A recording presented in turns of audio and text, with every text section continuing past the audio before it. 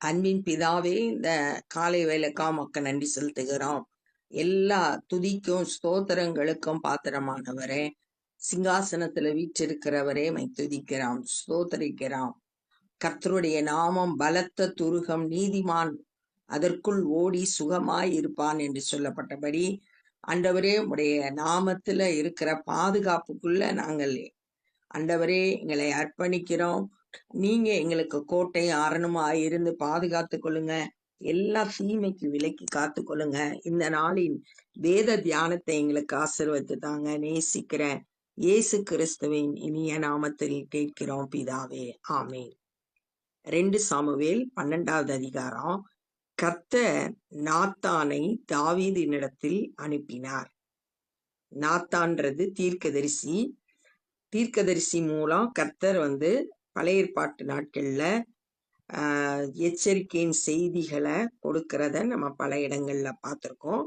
இந்த நாத்தான் தீர்க்கதரிசி மூலம் ஏற்கனவே நான் உனக்கு ஒரு உன் வீட்டை கட்டுவேன் அப்படின்னு சொல்லிட்டு ஆண்டவர் தாவீதுக்கு வாக்கு கொடுத்திருந்தாரு. தாவீது ஆலயம் கட்டணும்னு நினைச்சப்ப கூட இந்த நாத்தான் தீர்க்கதரிசியை தான் கூப்பிட்டு நான் கட்டலாமா அப்படின்றதுக்கு அவன் கேட்பான். கர்த்தருடைய வார்த்தை நாத்தான் தீர்க்கதரிசி மூலம்தான் தாவீதுக்கு கிடைத்தது. இப்பயும் கர்த்தர் நாத்தான் தீர்க்கதரிசிய தாவீதினிடத்துல அனுப்புகிறார். இவன் அவனிடத்தில் அவனை நோக்கி, ஒரு பட்டணத்தில் 2 மனுஷர் இருந்தார்கள். ஒருவன் ஐஸ்வர்யவான், மற்றவன் தரித்திரன். ஒரு சம்பவத்தை இந்த நாத்தான் தீர்க்கதரிசி சொல்றாரு. பணக்காரன் ஒருத்தனோ ஏழை ஒருத்தனோ இருந்தா. ஐஸ்வர்யவான் ஆடு மாடுகள் வெகு திரளாயிருந்தது. தரித்திரனுக்கோ தான் கொண்டு வளர்த்த ஒரே ஒரு சின்ன ஆட்டுக்குட்டியை தவிர வேறொன்றும் இல்லாதிருந்தது. அது அவனோடும் அவன் பிள்ளைகளோடும் கூட வளர்ந்து அவன் வாயின் அப்பத்தை தின்று அவன் பாத்திரத்திலே குடித்து அவன் மடியிலே படுத்து கொண்டு அவனுக்கு ஒரு மகளை போல் இருந்தது. ஏழையானவனுக்கு ஒரு ஆட்டுக்குட்டி, அது ரொம்ப செல்லமா வளர்த்திருந்தான். தன்னோட சாப்பாட்டை கொடுத்தான், தன்னோட அவன் பாத்திரத்துல குடிக்க கொடுத்தான், மடியில படுக்க வச்சு ஒரு மகளை போல வளர்த்து வந்தான். அந்த ஐஸ்வர்யவான் இடத்தில் வழிப்போக்கன் ஒருவன் வந்தான். அவன் தன்னிடத்தில் வந்த வழிப்போக்கனுக்கு சமையல் பண்ணுவிக்க தன்னுடைய ஆடு மாடுகளில் ஒன்றை பிடிக்க மனதில்லாமல் அந்த தரித்திரனுடைய ஆட்டுக்குட்டியை பிடித்து அதை தன்னிடத்தில் வந்த மனுஷனுக்கு சமையல் பண்ணுவித்தான் என்றான். பணக்காரன் வழிப்போக்கனுக்கு சமைக்கிறதுக்கு தன்னோட ஆட்டை எடுக்காம ஏழையோட ஆட்டை பிடிச்சி அதை சமைத்தான் அப்படின்னு சொல்லிட்டு சொல்லப்பட்டிருக்கு. தனக்கு இருக்கிற அதிகாரத்தை பயன்படுத்தி ஏழை மனுஷனை ஆசையா வளர்த்த அந்த ஆட்டுக்குட்டிய பறித்து கொண்டான் அப்படின்ற சம்பவத்தை நாத்தான் தீர்க்கதரிசி சொல்றார். அப்பொழுது தாவீது அந்த மனுஷன் மேல் மிகவும் கோபம் உண்டவனாகி நாத்தானை பார்த்து, இந்த காரியத்தை செய்த மனுஷன் மரணத்துக்கு பாத்திரன் என்று கர்த்தருடைய ஜீவனை கொண்டு சொல்லுகிறேன். இவன் ராஜாவா இருக்கிறதுனால தீர்ப்பு சொல்றான். அந்த காரியத்தை செய்த ஐஸ்வர்யவான் மரணத்துக்கு பாத்திரவான் அப்படின்னு தண்டனையே சொல்றான். அவன் இரக்கமற்றவனாய் இருந்து இந்த காரியத்தை செய்தபடியால் அந்த ஆட்டுக்குட்டிக்கு நாளத்தனை திரும்ப செலுத்த வேண்டும் என்றான். ஆட்டுக்குட்டிக்காக நாளத்தனை திரும்ப செலுத்தணும். ஏன்னா யாத்ராகமம் 22வது அதிகாரம் 1வது வசனத்துல ஒருவன் ஆட்டை திருடினா அதுக்கு 4 மடங்கா திருப்பி கொடுக்கணும் அப்படின்னு சொல்லியிருக்கு. அதை தாவீது அறிந்து 4 மடங்கா திருப்பி கொடுக்கணும் அப்படின்னு சொல்லிட்டு சொல்றான். அப்பொழுது நாத்தான் தாவீதை நோக்கி, நீயே அந்த மனுஷன். அதுக்கு முன்னாடி வரைக்கும் தான் செய்த தவறு தாவீதுக்கு தெரியாம இருந்துச்சு.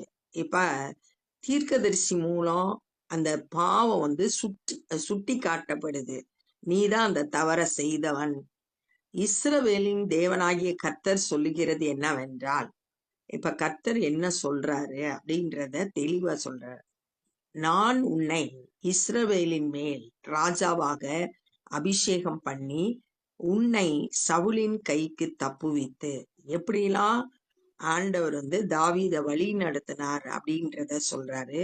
உன்னை அபிஷேகம் பண்ணது நான் தான், சவுலோட கைக்கு உன்னைய தப்புவித்தது நான் தான், உன் ஆண்டவனுடைய வீட்டை உனக்கு கொடுத்து, சவுலோட வீட்டை உனக்கு கொடுத்து, உன் ஆண்டவனுடைய ஸ்திரீகளையும் உன் மடியிலே தந்து, இஸ்ரவேலின் வம்சத்தையும் யூதா வம்சத்தையும் உனக்கு கையளித்தேன்.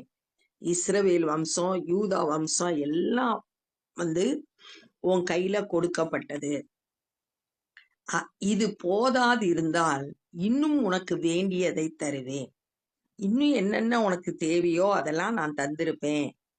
கர்த்தருடைய பார்வைக்கு பொல்லாப்பான இந்த காரியத்தை செய்து அவருடைய வார்த்தையை நீ அசட்டை பண்ணினது என்ன? ஆனா நீ செய்த காரியம் கர்த்தருடைய வார்த்தைய அசட்டை பண்ண அப்படின்னு சொல்றாங்க. ஏன் அப்படி சொல்லப்பட்டிருக்கு அப்படின்னா, யாத்ராகமம் 20வது அதிகாரம் 17வது வசனத்துல அந்த 10 கற்பனைகளை சொல்லும் போது 10வது கற்பனை பிறருடைய மனைவியை இச்சியாதிருப்பாயாக அப்படின்றது கர்த்தருடைய வார்த்தை. அதை அசட்டை பண்ணான். யாத்ராகமம் 20:14 7வது வசனம், 7வது கற்பனை விபச்சாரம் செய்யாதிருப்பாயாக அப்படின்னு சொல்லிட்டு சொல்லப்பட்டிருக்கு. அந்த வார்த்தைய அசட்டை பண்ணான்.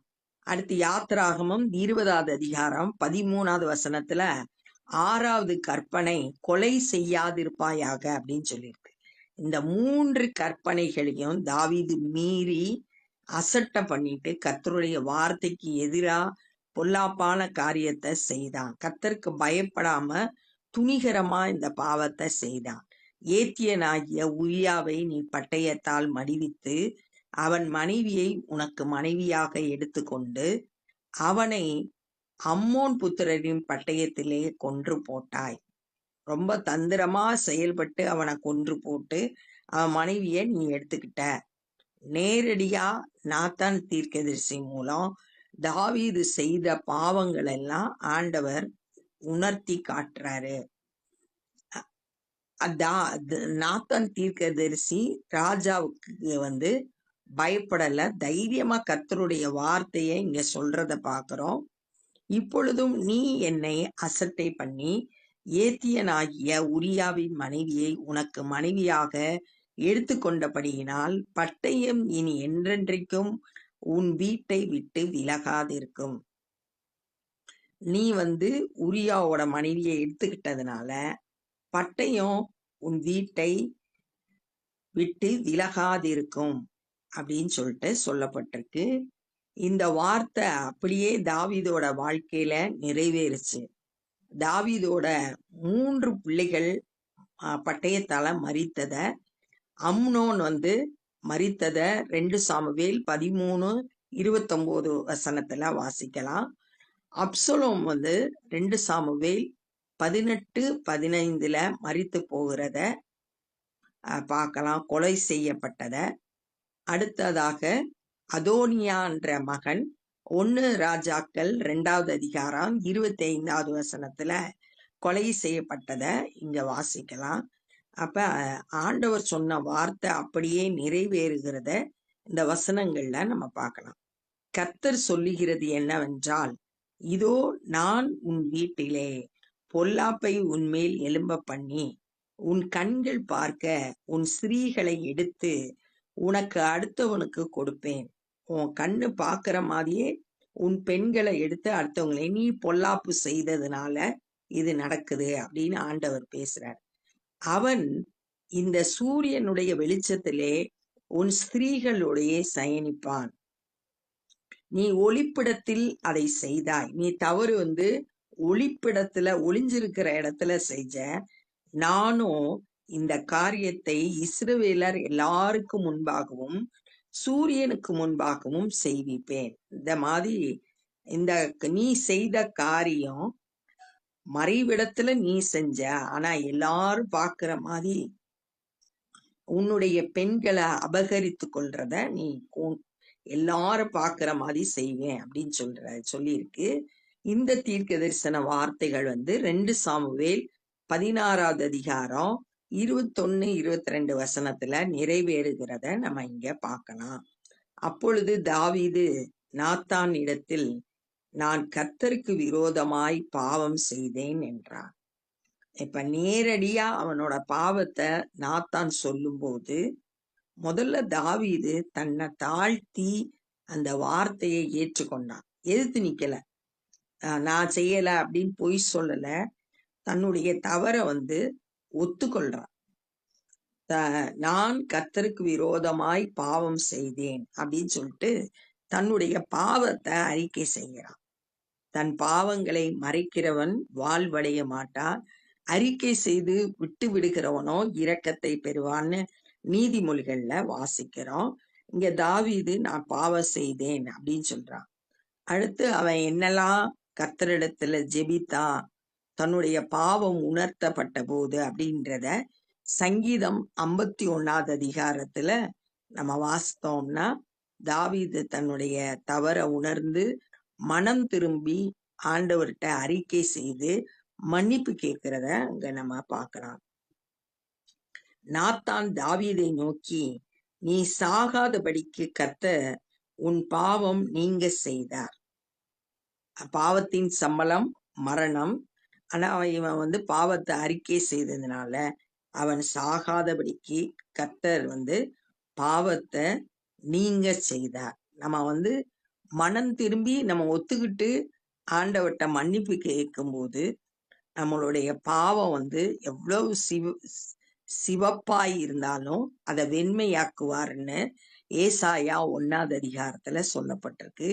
எவ்வளோ பெரிய பாவம் செய்தாலும் நம்ம பாவத்தை உணர்ந்து மனம் திரும்பி கர்த்தரிடத்துல அறிக்கை செய்து மன்னிப்பு கேட்கும்போது ஆண்டவர் பாவத்தை மன்னிப்பார். ஆனாலும் இந்த காரியத்தினாலே கர்த்தருடைய சத்துருக்கள் தூசிக்க நீ காரணமாய் இருந்தபடியால், நீ செய்த காரியத்தினால கர்த்தருடைய சத்துருக்கள்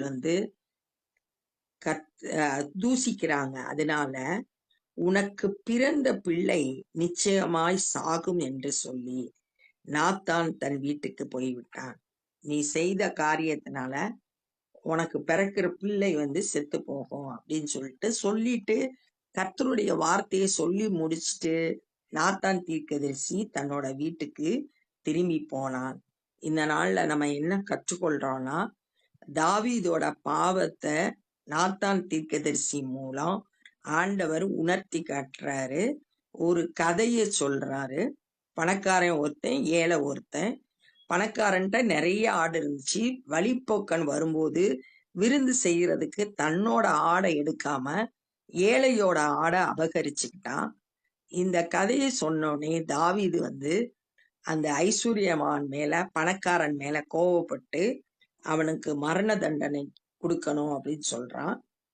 அதுக்கு அந்த ஆட்டுக்கு பதிலா 4 மடங்கா திருப்பி கொடுக்கணும்னு சொல்றான். உடனே தீர்க்கதரிசி சொல்றாரு, நீதான் அந்த மனுஷன். நான் உனக்கு ஆண்டவரோட வார்த்தையை சொல்றாரு, உனக்கு உன்னை அபிஷேகம் பண்ணேன், ராஜா வாக்குனேன், சவுலோட கைக்கு தப்பு வச்சேன், சவுலோட ராஜ்யத்தை உனக்கு கொடுத்தேன், யூதா இஸ்ரவேல் 2 மக்களையும் உனக்கு கீழே கொடுத்தேன்.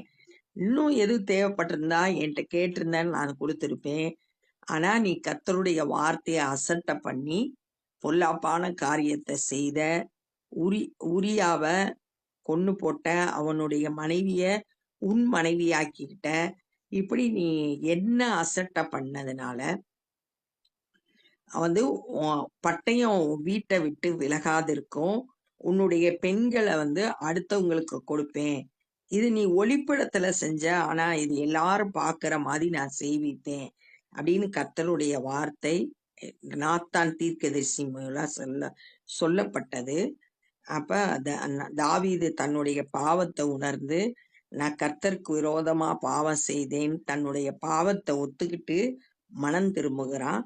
அப்ப நாத்தான் சொல்றாரு, நீ சாக மாட்ட, கர்த்தர் உன்னுடைய பாவத்தை நீக்கிட்டாரு, ஆனாலும் சத்துரு தூசிக்கிறதுக்கு நீ காரணமா இருந்ததுனால உனக்கு பிறக்கும் பிள்ளை நிச்சயமா சாகும் அப்படின்ற வார்த்தையை தீர்க்க தரிசனமா சொல்லிட்டு நாத்தான் தன்னுடைய வீட்டுக்கு போய்விட்டான் அப்படின்றத இந்த நாள்ல தியானிச்சோம். இப்ப நம்ம ஜெபம் பண்ண போறோம்.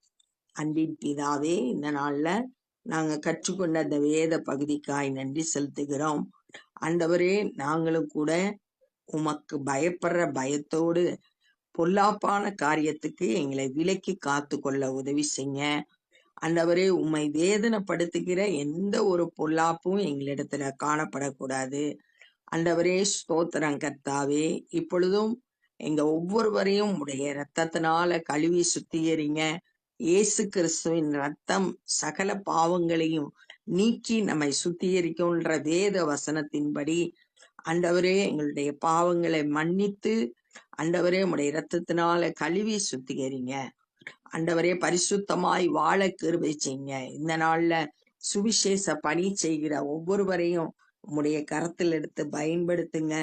அநேகர் சத்தியத்தை அறிந்து கொள்ள கிருபை செய்யுங்க. நாங்களும் உம்முடைய ராஜ்ய பணியிலே எங்களால் இயன்றதை செய்ய எங்களை ஒப்பு கொடுக்கிறோம். நேசிக்கிற இயேசு கிறிஸ்துவின் இனிய நாமத்தில் கேட்கிறோம் பிதாவே, ஆமென்.